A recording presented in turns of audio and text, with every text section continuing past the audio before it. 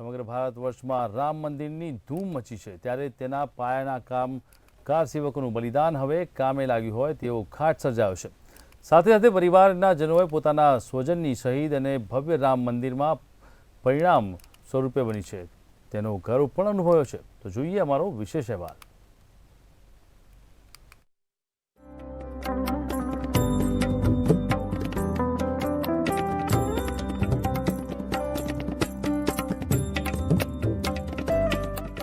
સમગ્ર ભારત વર્ષમાં રામ મંદિરની ધૂમ મચી, પાયામાં કાર સેવકોનું બલિદાન પણ કામે લાગ્યું। શહીદોની શહીદી રામ મંદિરમાં પરિણામ સ્વરૂપ બની। કાર સેવકોનું બલિદાન સૌ કોઈ માટે પીડાદાયક હતું। પ્રાણ પ્રતિષ્ઠા મહોત્સવ અંતર્ગત 8,000 મહેમાનો બોલાવાયા।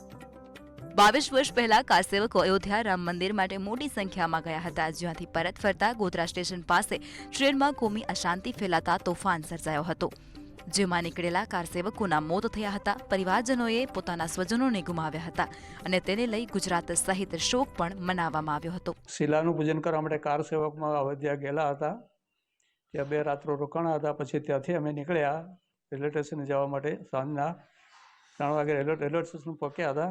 રેલવે ત્યાંથી લેટ હતી, 4 વાગ્યાની આજુબાજુ પછી નીકળી રેલવે ત્યાંથી। સવારમાં 7 વાગ્યાના સુમારમાં ગોધરા ટ્રેન આવી, ત્યાંથી ટ્રેન ઉપડી તે રેલવે સિંગલ ખરું ત્યાં જગ્યા ઉપર જતી હતી, ત્યાંથી આગળ પછી લોકોએ મારા સસરા ભીમજીભાઈ કરશનભાઈ તેઓ ગયા હતા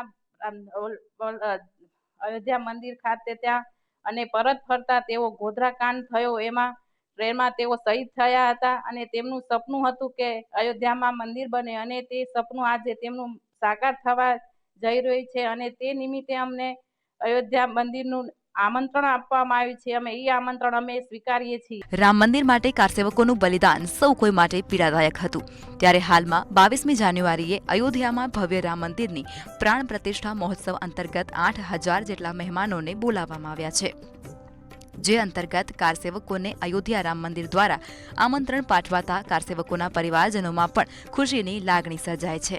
ત્યારે ગોધરા મુકામે ત્યાં કને તોફાન થયું અને ત્યાં કને પિતાજી શહીદ થઈ ગયા હતા। એ શહીદ થઈ ગયા હતા ત્યારે થોડો અમને આઘાત વધારે લાગ્યો, પણ એ આઘાત એ જોઈને તો અમને જેમ તેમ થયું એ ટાઈમે, પણ એ થયા પછી અમને આજે જે રામ મંદિરનો જે ભવ્ય પ્રોગ્રામ અત્યારે થઈ રહ્યો છે અને ભવ્ય મંદિર બની રહ્યું છે એ આનંદ છે, અને અમને એમાં આમંત્રણ આપ્યું એ પણ અમને એકદમ।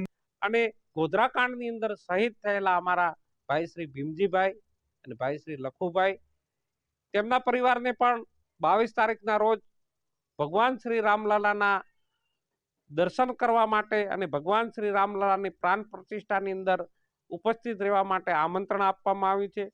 અમે જે કાર સેવકો હતા તેમના પણ બીજા મહિનાની 12 તારીખે ભગવાન શ્રી રામલલાના દર્શન કરવા માટે અમને પણ આમંત્રણ એક તરફ ભવ્ય રામ મંદિર પ્રાણ પ્રતિષ્ઠા મહોત્સવની વિશ્વ કક્ષાએ નોંધ લેવાઈ રહી છે, તો બીજી તરફ રામ મંદિર ટ્રસ્ટ દ્વારા તેના પાયાના કર્મચારીઓને પણ યાદ કરતા સાબરકાંઠાના ખેડબ્રહ્મા વિસ્તારમાં ખુશી સર્જાય છે। ત્યારે રામ મંદિરની પ્રાણ પ્રતિષ્ઠા જેટલો જ ઉત્સાહ સાબરકાંઠામાં સર્જાય તો નવાય નહીં। ચિરાગ મેઘા, ઈડર, સાબરકાંઠા।